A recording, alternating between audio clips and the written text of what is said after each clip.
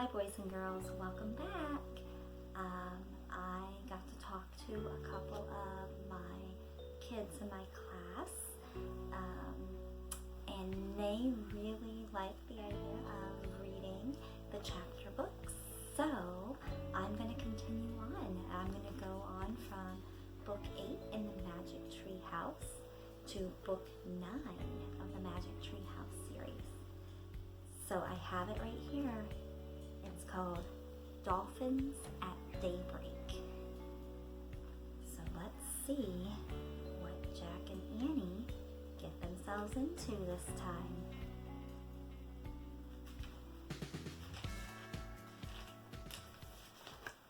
Chapter 1, Master Librarians. Jack stared out the kitchen window.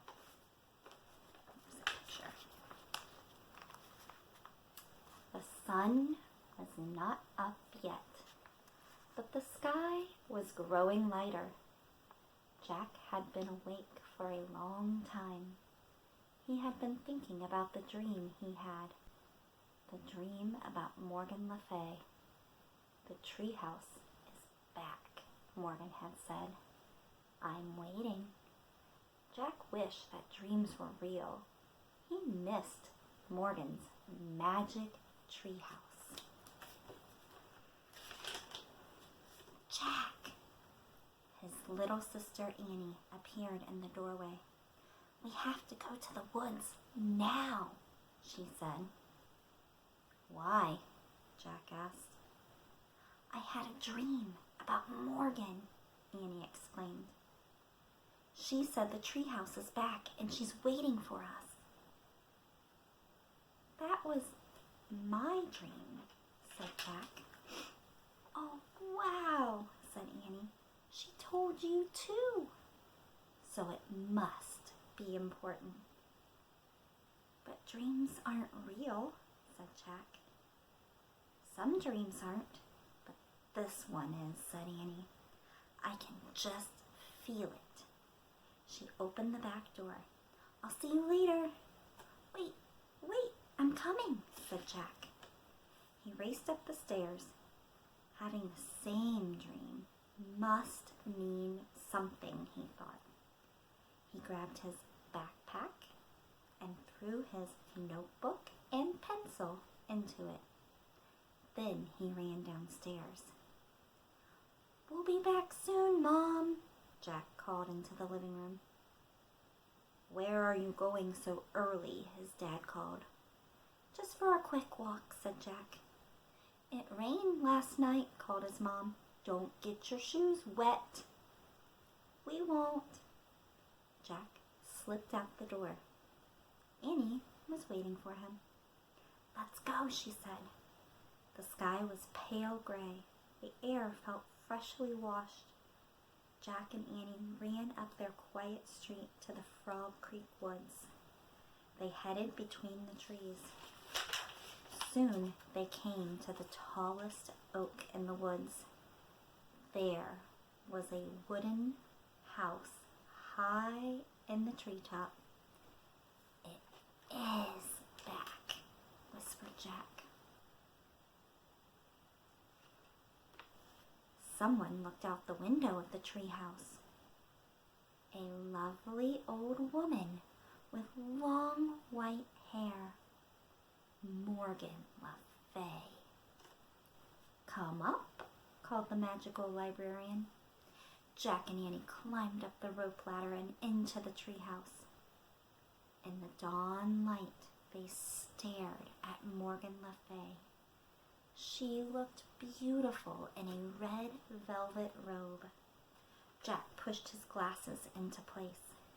He couldn't stop smiling. We both had dreams about you, said Annie. I know, said Morgan. You do? Yes, I sent them to you, said Morgan, because I need your help.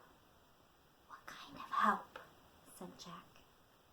Merlin the magician has been up to his tricks again, said Morgan.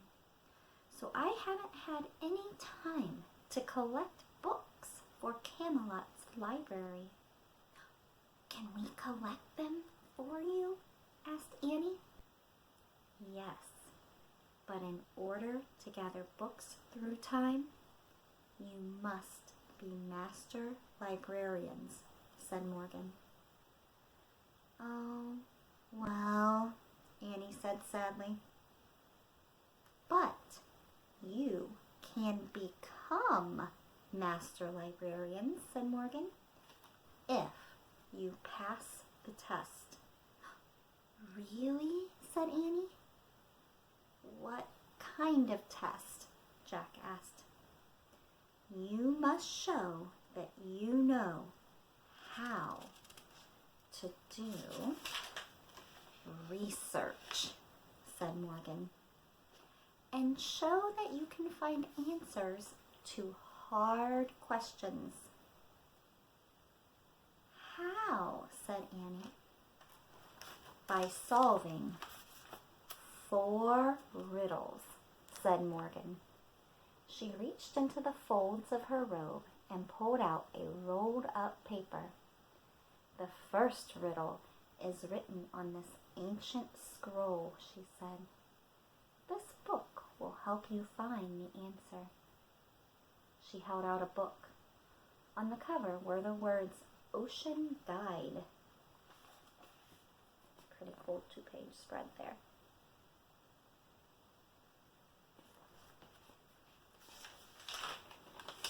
This is where you have to go, said Morgan. The ocean? Oh boy, said Annie. She pointed at the cover. I wish we stop. Jack grabbed Annie's hand. How will we know if we found the right answer to the riddle? He asked Morgan. You will know, Morgan said mysteriously. I promise you will know. Jack let go of Annie's hand. She pointed again at the cover and finished her wish. I wish we could go there. The wind started to blow. Are you coming with us, Morgan? Jack said. Before Morgan could answer, the treehouse started to spin. Jack squeezed his eyes shut. The treehouse spun faster and faster. Then everything was still. Absolutely still. Jack opened his eyes. Morgan Le Fay was gone. Only the ancient scroll and the ocean book were left in her place.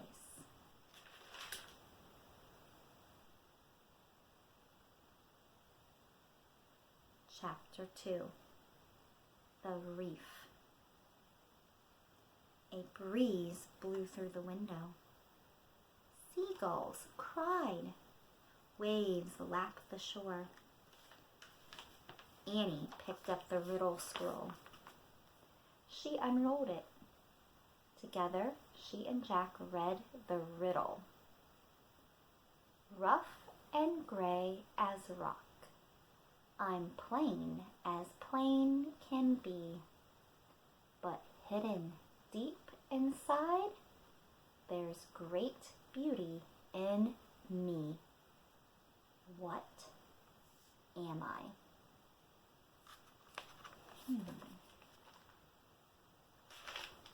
Let's go find the answer, said Annie. She and Jack looked out the window. The treehouse wasn't in a tree. It was on the ground. Why is the ground pink? Said Jack. I don't know, said Annie, but I'm going out there. I'm going to do a little research first, said Jack. Annie climbed out the treehouse. Jack picked up the ocean book and flipped through it. He found a picture of a pink island surrounded by water. He read, "This is a coral reef. Corals are tiny sea animals. After they die, their skeletons remain. Over time, the reef builds up from stacks of coral skeletons. Oh man, tiny skeletons, said Jack.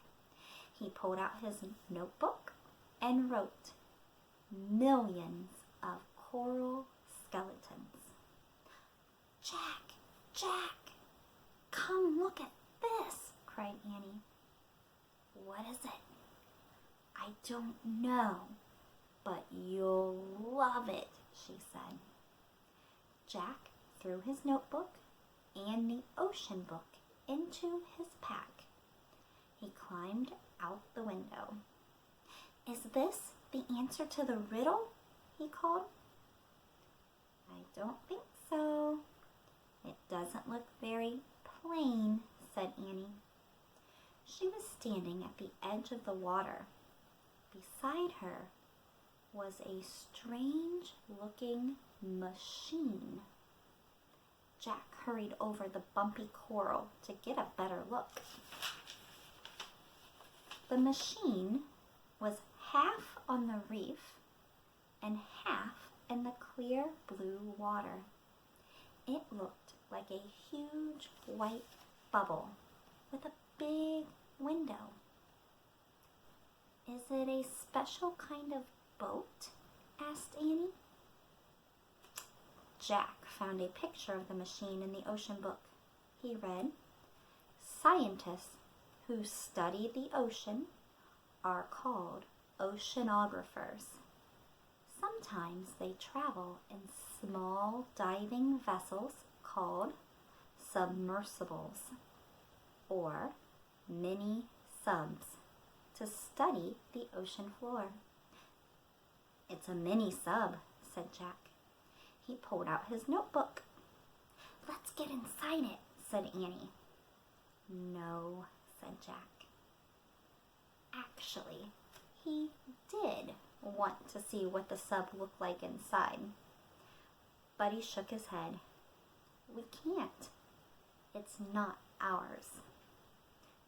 Just a teeny peek, said Annie. It might help us figure out the riddle. Jack sighed. Okay, but we have to be careful. Don't touch anything, he said. Don't worry, said Annie. And take off your shoes so they won't get wet, said Jack. He and Annie slipped off their shoes and socks and threw them toward the treehouse. Then they stepped carefully over the sharp coral. Annie turned the handle on the hatch of the mini sub. It opened. She and Jack climbed inside. The hatch slammed shut. The mini sub was tiny. 2 seats faced the big window. In front of the seats was a computer built into a control panel. Annie sat down. Jack opened the ocean book and read more on the mini sub page. Mini subs have strong hulls to keep air in and protect those aboard from water pressure. Computers are used to guide the mini sub through the ocean. Oops, said Annie. What's wrong? Jack looked up. Annie was waving her hands in front of the computer. Now the screen showed a map. What's going on? Said Jack. I just pressed a few keys, said Annie. What? I said not to touch anything, said Jack. An air blower came on. The mini sub jerked backward.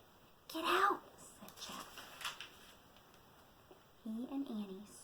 scrambled for the hatch.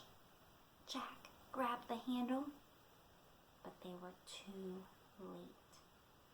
The mini sub slid off the reef. Then it dove silently down into the deep. Looks like they're going to take a ride.